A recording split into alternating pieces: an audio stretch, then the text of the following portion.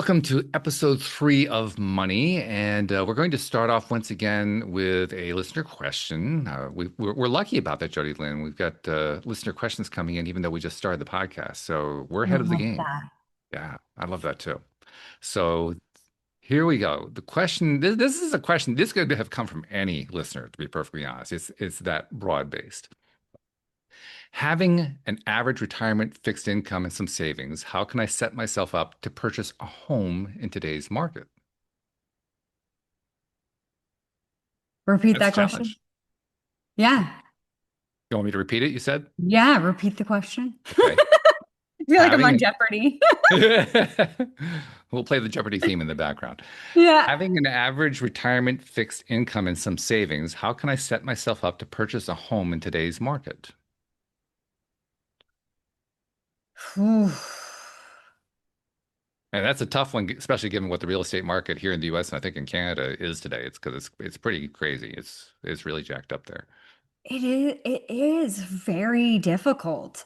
Um, yeah, I mean, I'm not as familiar with the way that the real estate market works and mortgages and stuff work inside of the United States. I know you and I have talked about that a little bit, Walt, Mm. and how it's different. Like you guys have a 30-year fixed, whereas our rates renew. Most people pick a 5 year. So Mm. every 5 years. Which is a big deal, by the way, because that means you have to keep requalifying for your mortgage every 5 years. That's really something. Yeah, I'm gonna approach this from a different stance, not necessarily the technical financial side of things, but from the stance of anything is possible and everything is possible. There's all sorts of possibilities. So when thinking about a home, the basics are you have to have some sort of down payment. And I don't know what the percentage is for you guys, but it's around 5%. If it's over 500,000, now they want 10%, and that would still be an insured mortgage. That doesn't get you outside of the insured mortgage situation. I But can fill you in on a few things that you probably don't know about. For somebody who's just purchasing without any government assistance, they usually want 20%. If somebody is purchasing with some kind of a government assistance program, usually on the federal or state level, like on the federal level, there's what they call the FHA. You can buy something with, I believe, as little as 3%. And there are oh, similar programs locally and at state levels, depending on where you are in the US, but they're all different around the country. okay, amazing. Um, so I think that's the first thing that you need to determine is how much money do you need saved to be able to purchase this home or a home. And I find that a lot of people look at what they wish they could have. And we get stuck in this societal belief of like, chasing the Joneses, keeping up with the Joneses, right? I gotta have a 5-bedroom house with 3-car garage and a pool in the backyard. All of those things would be lovely. And there's a balancing situation here of what you can afford and what you want. So being somewhere, having both in mind, actually, what you want and really reevaluating the things that you said you want. Because if you would have asked me 10 years ago what I want in a house, it would have been a mansion. I wanted a really big house.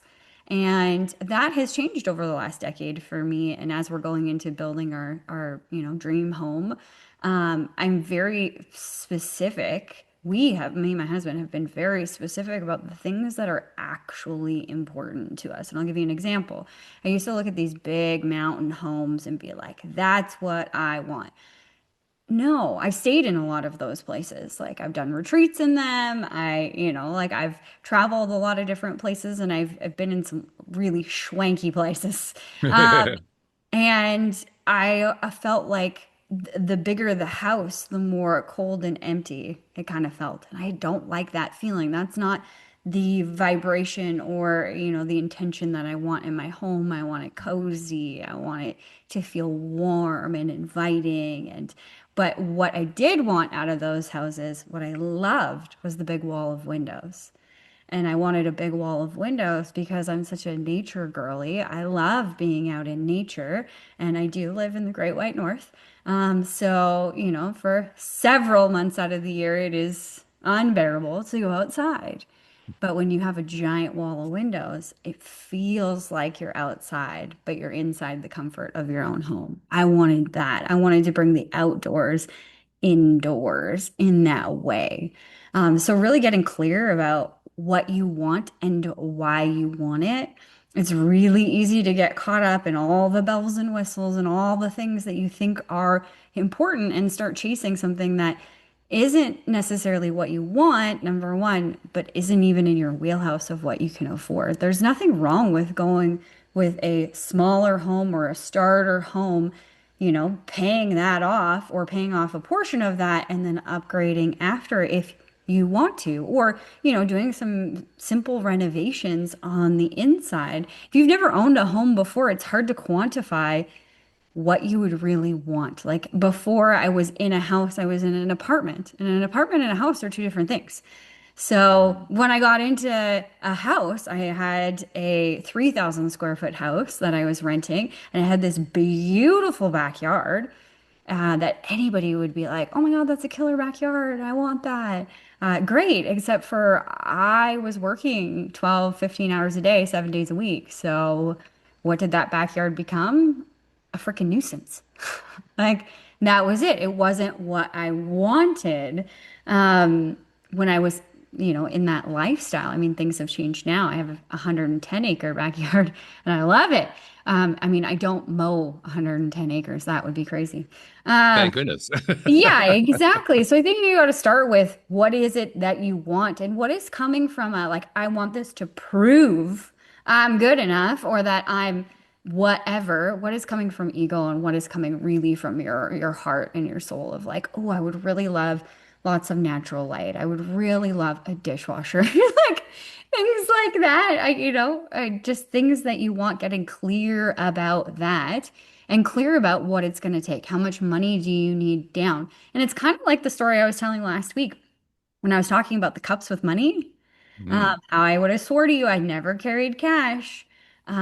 This is how the universe works. You open up a space and the universe fills it. So when you're clear on what you want and what you need to get it, and then you start looking for the possibilities, money starts to flow in. I love that answer. I also appreciate very much how you were talking about the way I would phrase it is not just being precise about what you want, but really deciding, distilling down what your real top priorities are. Yeah. Because, like you said, it would have been nice to have that backyard, but it really wasn't all that important. It certainly wasn't as important as, some of the other priorities that you have, and you have to weigh it against what's realistic. What can you actually do? What can you actually Yeah. pay for? Because I mean, you bought that house, you lived in that 3,000 square foot house, and you didn't enjoy any of it because you're just working your tail off trying to pay for the darn thing.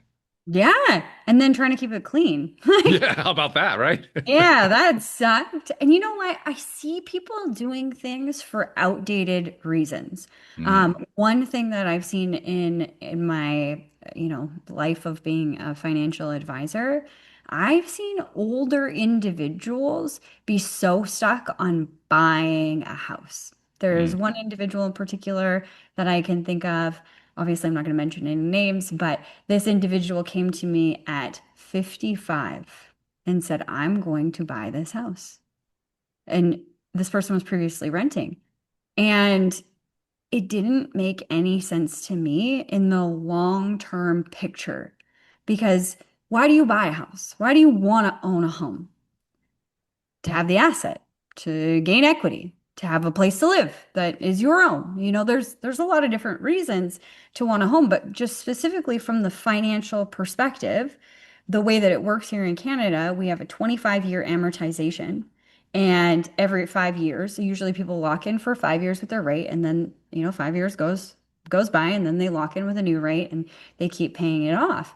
But when I look at that scenario, if you're 55 today and you're getting into a brand new 25-year mortgage, and then you're also telling me you want to retire at 60, That's a problem.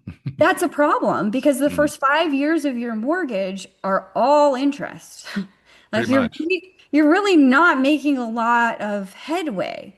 So what is the advantage there? Are you going to have the equity that you think that you need or want? I mean, it also depends on what the rental market is like. You know, if the rental market is just as high as the mortgage and you can't get into something or higher and you can't get, it's cheaper to buy the house, okay, that makes more sense. But looking at today's plan and what is your long-term plan and what are you saying yes to? And I noticed that what is not included in that formula is what's the current housing market look like? Well, yeah, that. That's an interesting one too. I mean, I've been guilty of buying at the top of the bubble. I've done it too. Yeah, and when things went sideways in my scenario, we were at the bottom, and there was no way out except for foreclosure and, consumer proposal, which is one step above bankruptcy. And that sucked. Mhm. So that's another thing to consider, as well as where is the market and where do we think the market's going. I think when you zoom out of the picture, just like investments, when you look at a really long term, like 25, 30 years, you're going to make money on land, on homes. Theoretically, typically, you're going to. Um, but that's a really great question of if you want to sell in 10 years, that's your retirement plan. I'm going to sell this baby in 5 years or 10 years. What if you can't? Hmm. Yeah. Then now And, you're and really in a pickle. and ask anyone who had a property like that in 2008 Exactly. because they were in real trouble at that point.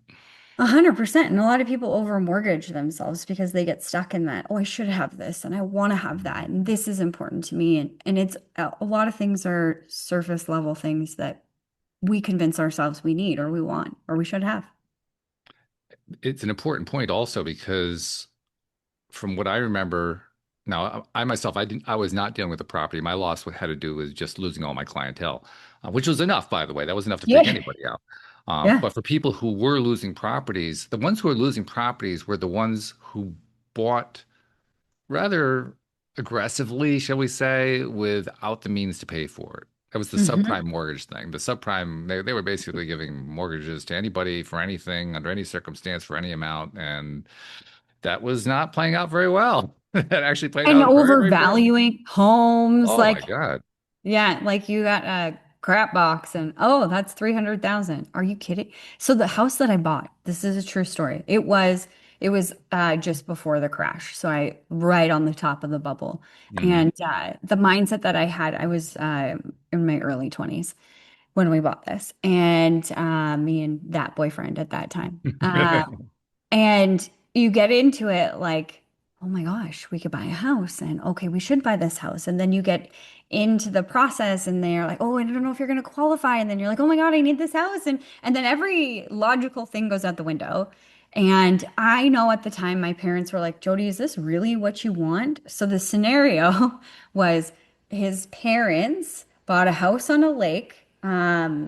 This was about an hour and 15 minutes from the city, north of the city. We were living in the city at the time. There was a house right beside it that shared the driveway.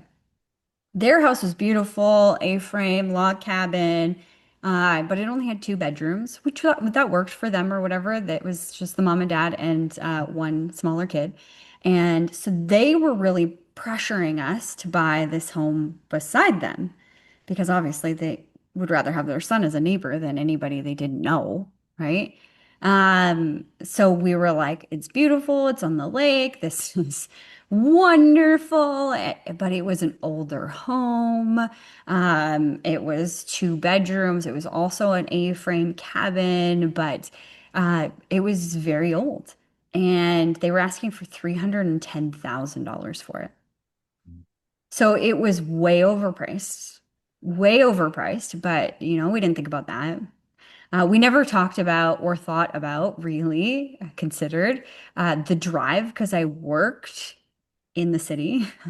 So an hour and 10-minute drive every single day, the wear and tear on the vehicle, the gas prices, Two just directions, by the way, not one direction, two directions. exactly two Yeah. directions. So that's 2 hours and 20 minutes of my life every single day, 5 days a week that I'm committing to this. How about the fact that there is no store? or a grocery store, anywhere really close. It was like a half an hour drive. How Mm. about my parents were like east of the city and now this is west of the city. Like there was a lot of different things in there that I never really considered, but we were just hungry to buy a house and then got all excited and swept up inside of the process. And before we knew it, we bought the house. And the night we moved in, the skylight started leaking. Oh my, wow.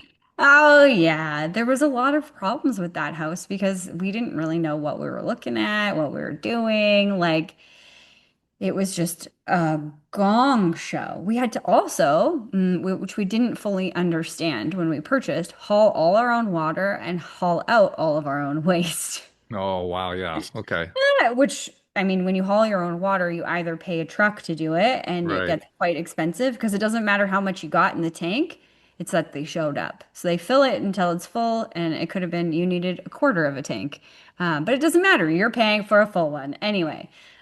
So we started doing it on our own, which required a trailer and a tank and a truck and all of these things that we never considered. Now we're out of town and you're driving highways, so I needed an SUV and great winter tires because it is Canadian winters. Like all of these things I never considered. And then when me and my boyfriend broke up, the house was worth $150,000. Oof. Yeah, that's a hit. Yeah. So Yeah. just the market, it wasn't worth that. It's probably not even worth $300,000 in today's market. It Wow. was just overvalued and we just got swept up in it. And that's Now, what there's happened. also the flip side, which is there were a number of people who bought topsy-turvy, but they did it smart, and they Hmm. still have their homes. Hmm. Yeah, So, I mean, yes, it's good to have some sense of what's going on with the market, but it's even more important to know what's going on with whatever it is that you're purchasing. Does it 100%. actually make sense for you? If it actually makes sense, you Yeah, can weather a short decrease that comes back, which is exactly what happened. exactly. Yeah, if you know what you're purchasing, you know what the area is. Other factors that also played into that is the lake died. So we were a Oh my lakefront goodness. property Oh, that oh, became a swamp. So, I mean, obviously the value wasn't there. And, maybe if we'd done some search history on what the lake was like or the history of the lake and, the flow of it, like how it ebbs and flows and different things going on, maybe we could have made a smarter purchase. But I think asking, because it is an investment, it is one of the largest purchases that you're going to make. So asking more questions and not getting caught up in the excitement of doing it. And that's really difficult to do, but you can. And to further your point about, it's almost like this too shall pass if there's a dip in the market. I think about my parents who, when they were buying land and homes and like things like that, my dad's a farmer. And so we have a bunch of land, or he has a bunch of land. And he bought an 80-acre piece that had a well on it and an old mobile trailer. And I'm sure that he thought at the time that it was overpriced. And this would have been in the 90s at some point. And today the property is worth, I would say, in between probably maybe $500,000 for that 80-acre piece. wow. And he bought it for $37,000. Wow. Yeah. So, I mean, like, it's relative to how long you wait. Another thing to consider is the way that our buying habits have changed. People used to buy a house way back in the day to stay in forever. This is my Mm. forever home.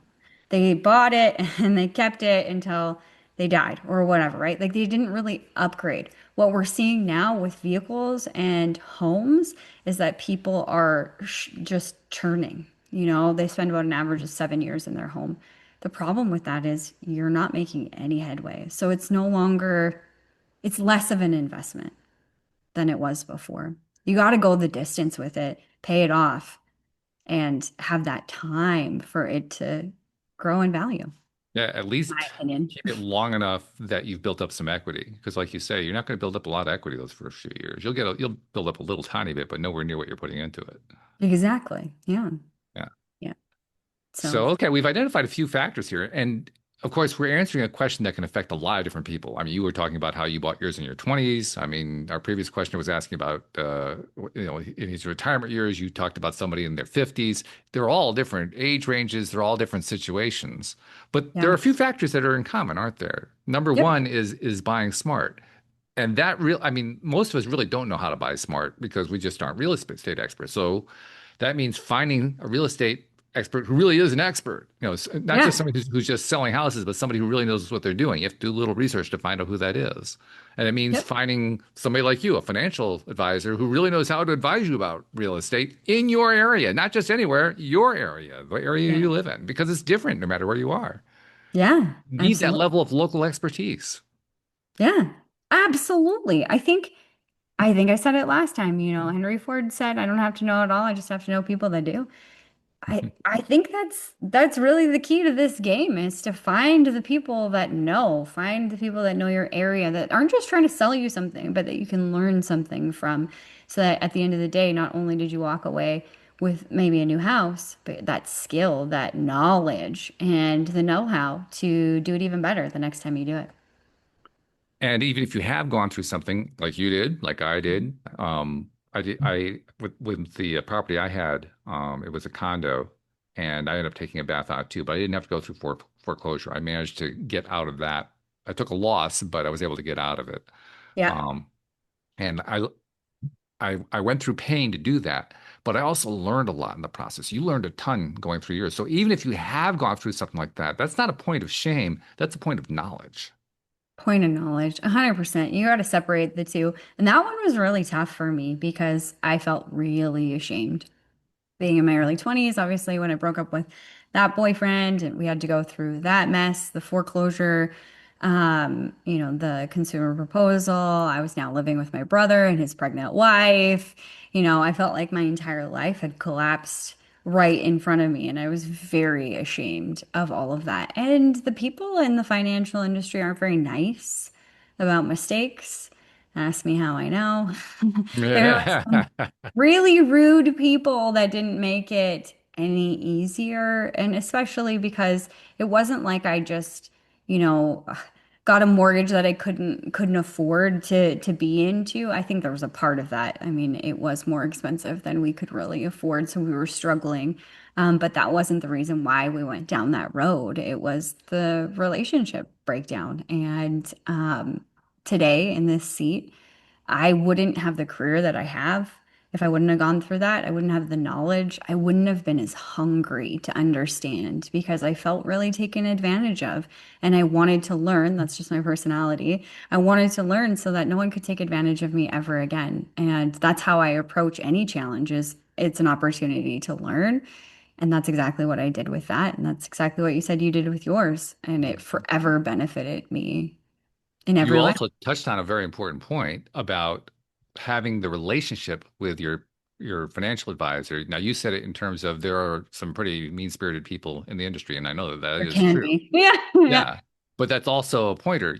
When you're talking to potential financial advisors, how do you feel with this person? Do you feel Yeah. confident with them? Do you feel like not only do they know what they're doing, but they're going to treat you well? Do you think they're on your side or are they on their side? I mean, whose side are they on here? They're supposed to be Yeah. on your side, but whose side are they on? Yeah. And how do they make you feel when you ask questions? Mhm. Like when you're asking a question, you should never feel dumb. You should never be made to feel dumb and like, oh, you little girl, you just go away. I'll take care of that. You don't need to worry about it. I've had that. No, it doesn't work for me. I don't like being treated like that.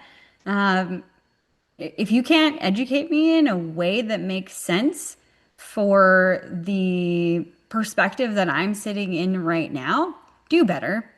Try harder. There's a way to explain things that don't need a technicality level of this. This can be simplified, and that was my mission, was to simplify things, to understand, simplify things. And then because I had been through it, obviously I attracted people to me that were also going through difficult things, and nobody was helping them. And I got to be that person. And if you get in front of somebody that you're sussing out who the right financial advisor for yourself is, and you get somebody who is treating you in those ways you were talking about, those negative ways you're talking about it, That's your cue to say, next. Exactly. 100%. You get to choose. You get to choose, and you should never feel bad about asking a question because you don't understand, because that is what I think my job is to educate you, prepare you. I want to empower you to make decisions without me. Like hopefully you want to make them with me, but you don't need me to, green light every single thing that you're doing. Now you feel like you have a sense of what's going on and you feel empowered. And if you have what they call the MOFO, the fear of missing out, the FOMO, Yeah. like it is Yeah, FOMO. MOFO, Yeah. I forget which way the acronym is, but if you have the FOMO, there are plenty of financial advisors out there who treat people like people. So just because you're in front of one who's trying to scare you into thinking that you got to go with him right now, no, there are lots of them out there. They're out there. Just find the one, take the time to find the one. If it's not the first one, not the second one, not the third one, go to the fourth one.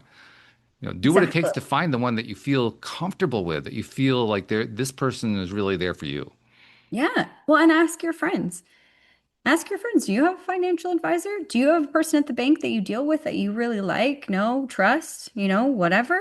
Ask your friends because your friends know if they have one, they're going to tell you they either like them or they hate them or whatever, somewhere in between. Yeah, my person's okay, but they never get back to me or, whatever. And that's an opportunity too for you to evaluate what's important to you. Something that's important to me is effective communication. Like, don't leave me on red for an entire week and then still not get back to me. Let me know you're working on it or whatever. Acknowledge that I have a problem that you're working on or whatever. I've asked for information and get it to me when you can. I like that open transparency. So that's one of my values.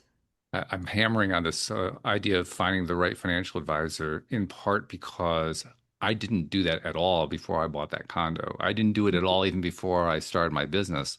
And I didn't do it because I grew up in a family that believed you should just take care of these things yourself. You shouldn't go ask for help on something like that. It took me a lot of years and a lot of pain to realize that was not the best advice I could have gotten. No, I mean, it's such a technical industry. There's so many things that go into it. And if you're not interested in learning it, I think we were talking about this on one of our shows. If you're not interested in learning it, that's fine. You can know the basics though. You can have somebody teach you in 15 minutes the basics of how things work. And you should have that understanding and have someone in your back pocket that you feel will be there for you when you have the questions. Oh, I know one other factor that, and this is something I did not understand properly, but I think for myself, I was afraid that I wouldn't be able to afford a financial advisor, that it would cost too Mm, much money, I literally did not have the means to be able to afford it. yeah. Well, some of us work for free. How is That that possible? Well, I mean, with the company that I work for, we get paid from the companies we set you up with. So we don't charge for the financial plan that we build. We don't charge for the advice. Basically, what I do is when I sit down with somebody, I gather their information and then I build them a plan based on what they said they want.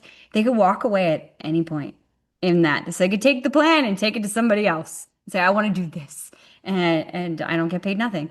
Um, though a big distinction here, I truly believe that, what goes around comes around. So if I do a good job, that will ripple out. And it may not be with you, for example, but it'll come back to me eventually. And it always has in my career. So when I sell something like life insurance or, an investment account or disability or critical illness or, any one of those things, they pay me a percentage up front for gaining you as a client. It, there's also something else that I didn't take into account when I was young, but I now know is true. And I know it particularly with you because I know you as a friend. I can just imagine what you're like to work with as a customer. But the fact is, almost nobody knows what they're doing when they talk to their financial advisor for the first time. That's There's right. this belief system that, well, there's a whole bunch of other smart people. That's why they're going to the financial advisor. No, no, no, Yeah. no. That's not why they're going to the financial advisor. They're going to the financial advisor because they don't have any more clue than you do. Exactly. Yeah. Which And means that when they find the advisor that they like, they're going to buy from that person. Why? Because they exactly. trust that one person that they finally met who really can help them. Exactly. And that's why I've never really looked at this industry as sales because literally I was just presenting an option. Okay, this is what you have. This is what you say you want. This is what I could give you to get you there. But if you keep doing this, this is where you're going to be. You choose. It's not Which a is great. sale. That's great It's just advice, by the way. information. Yeah, it's just information. You get to choose Yeah. what you want and how you want it. And nobody, or not nobody, very few people know everything there is to know about the financial industry. I had a conversation last week with a new client. He's like, I've never invested before because I don't really understand it and I'm really scared and I don't even know where to begin. And I said, that's not your job. That's mine. I'm going to show you exactly where we begin. I just take your information. What's the most important thing to you? And then he rattled off, 10 different things that were important to him. Okay, great. Awesome. Let me show you what this could look like. That's it. And all that amounts to is you got to know him. Yeah. Well, and I think you should. You can't, in my opinion at least, you can't build a cookie cutter plan for every single person. It just doesn't work. I say this a lot about life insurance. Life insurance is useless if you're not paying for it. Like if you can't afford the monthly payment for your life insurance, it's not doing you any good because you're going to lose it. Like it just, they won't keep it in place if you're not paying for it. So I'll have clients that are like, oh my gosh, I want the one that gives me cash back. Well, if you can't afford that and commit to that with ease inside of your budget, it's not the right plan for you. Yeah. Or it has to become a priority in a different way so that it can be the plan for you. But it's not going to work if you're not in that space. So we started off with a question about buying real estate. In the case of the questioner, somebody who was in retirement age, we also talked about in your 20s and your 50s. I think we've covered the real estate question fairly well. Let's move on to another question. Um, Okay. believe it or not, this question actually came in despite the various statements I made the first couple episodes. But the question was, is Bitcoin really worth any amount of risk? I don't know. I mean, you you tell me. I'll tell you where I'm thinking. Now, again, I want to make clear, JodieLynn is a financial advisor. I'm just an average person like you and me. So this is my opinion. But I've done a lot of research on the whole cryptocurrency thing dating back to when Bitcoin first came out. I wrote a book on the subject. I'm actually very well versed in this. I just don't have any official degrees in it. But nevertheless, what I'm about to tell you is my own opinion. And my own opinion is Bitcoin's not money. And Bitcoin is basically been sold to the public as an alternative money supply, but it's Hmm. not money. And the way that I know it's not money is people don't use it as money. It's a nice, easy test. You don't have to actually work hard to figure this one out. You just look around and say, are people buying and selling things with Bitcoin? If they're not, it's not money. It's a very simple thing. Yeah. And we made reference last week to how in World War II, the soldiers in World War II would use cigarettes as currency, and they did. Got news for you folks. Cigarettes are no longer currency. They were during World War II. They are no longer. You can go buy a carton of cigarettes and try to trade it for something. Good luck doing that. You're not going to find a market for it. They are Hmm. not money. And the same thing is true for Bitcoin. Well, Bitcoin's only real value. There are other cryptocurrencies with other things, Ethereum, for instance, they're trying to tie other things into it besides being a currency. So that may have some possibilities. I won't even comment on that. But anything that's trying to present itself just as a currency like Bitcoin is cannot succeed unless it actually becomes money. And in the last 18 years since it was created, it has shown no signs of being money at all. The Yeah. only thing that has happened is people investing in it. That's why the price has gotten as high as it is. That's why it's up in Hmm. the $60,000 range right now. That's why it reached, I think it was 125,000 at its peak. Not because it's being used as money, but because people were putting money into it. They were just investing in it. Yeah. I think people get caught up in what it could be.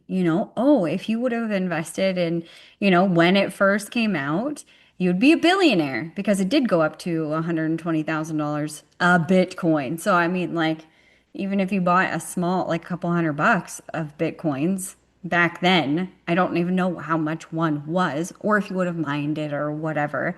There Well, would have been. give you like a range, like around 2010, 2011, you could probably gotten a Bitcoin for $10 to $25, something like that. There you go. So you buy a couple $100 worth and boom, we can see how quickly that scales looking back. So I think whenever I talk about investments with any of my clients, I'm talking about what's the money for and how do you feel about fluctuations. So if the money is for your house purchase next year, probably I was not even going to finish that sentence. If it's for something that you're going to utilize in the next year, that's something to note. And then the next question would be is how would you feel if you lost a huge chunk of it? Yeah, And if I the agree. answer is not good, I would be panicked, I would be whatever, then I wouldn't bet it all on black. I wouldn't put all your eggs into that basket, you know? That's just that's not where your risk tolerance is. If you got some extra cash and you want to try it out and it's just something fun that you have no attachment to, great. But it's really about riding the ride. I've had lots of people pull out when they thought things were getting scary because it was outside of their comfort zone and they couldn't handle it. And then watch them lose a bunch of money because the market just corrected right after they pulled out. So, and I'm not saying that that's always the case. You know, all of this is my own opinion. I just think you have to check with yourself what you're comfortable with and what this money is for.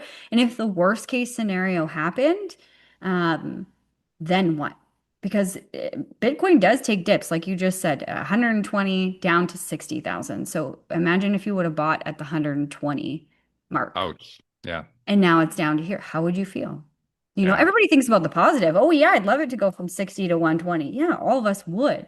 Absolutely. But nobody has a crystal ball. So we don't know what's going to happen. This is very true. Yeah, I love that. Mhm. We were talking a moment ago about the value of talking to a professional. Yeah. But nevertheless, we live in the era where people can do things themselves. I mean, we have all Right. these online facilities available to us. So that leads to another question we got. What's your perspective on things like Robinhood apps and Fidelity cash accounts in comparison to, say, bank accounts? This is a relatively easy one. Mm. Well, I mean, in my understanding is that in the United States, some of your bank accounts do have interest, Mhm. correct? Here in Canada, they do not. Our checking accounts do not have interest, no interest bearing accounts. It's just a savings account. So I'm assuming that when you say checking account, they're meaning that the one that is gaining some interest, and I'm going to liken it to our savings account because I'm sure it's probably like 0.05% or something. Like it's very low.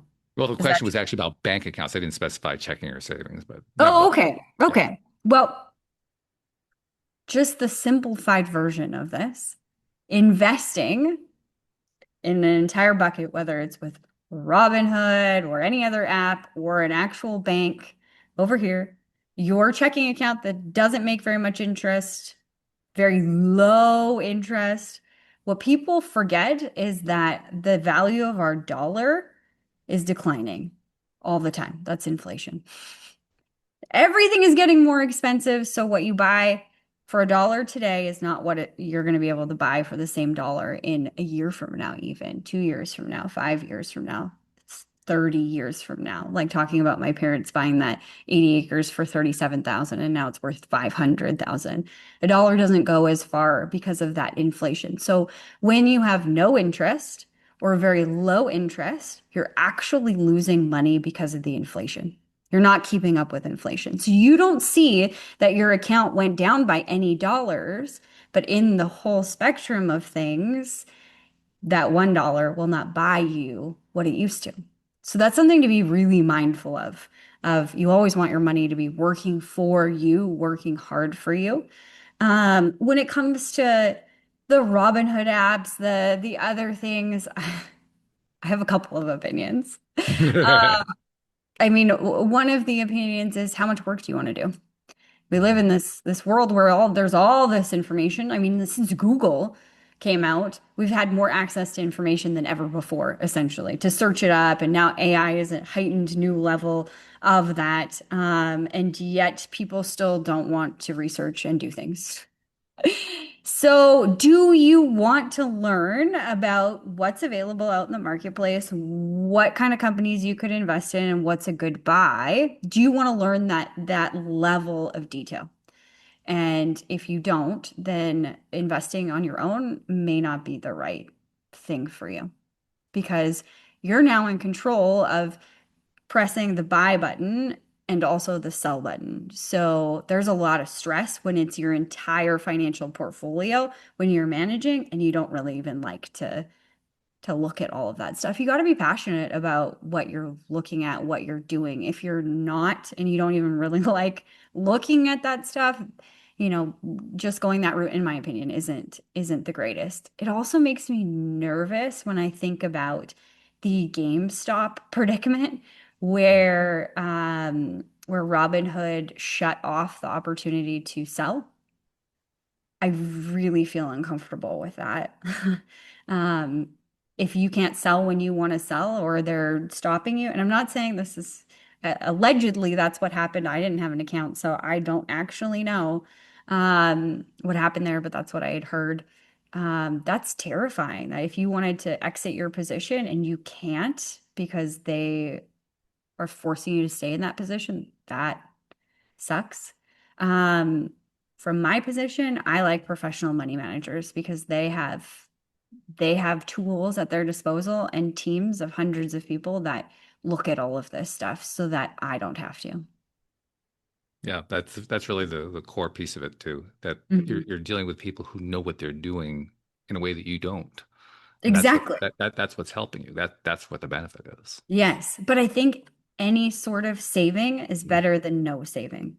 Whether you're saving inside of your checking account or you're saving inside of an investment account, like doing something is better than doing nothing. So start with doing something, and then you can start by looking at the two differences. You know, if you leave your money sitting in a place where it's getting no interest or very, very low interest, there is that inflation risk. Everyone can see it for themselves. You know, what did candy? They used to have 1 cent candy in my day. They don't anymore. Mhm. It's funny how that went away. Right? Yeah. That is inflation right there. Like vehicles, you know, it's just everything has gotten more and more expensive. So you need your money to work for you. And from an energetic perspective, money wants a purpose. It wants to do something. It doesn't want to stay stagnant and in your shoebox underneath your bed. Um, you want to do something with it. It wants to grow. It wants to change. It wants to flourish for you. Let it. I like that. That's good advice. You mentioned inflation a few times. A lot of people don't really understand how the inflation things work, and we're not going to give a tutorial on inflation here, but I do want to give a couple of key pieces of information so that people understand. The the people who manage monetary systems are the governors of the central banks. Here in the US, we have the most powerful central bank in the world, the Federal Reserve System. And they have targets. They have inflation targets. In other words, their target is never 0%.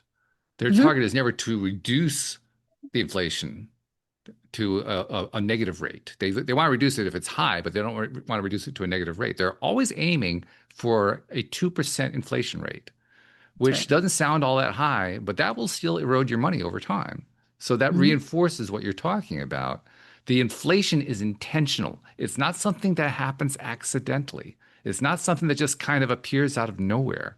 It's managed. It's controlled by central banks. Yeah. And the larger your central bank here in the US, we have the biggest one, but no matter where you are in the world, all countries have central banks.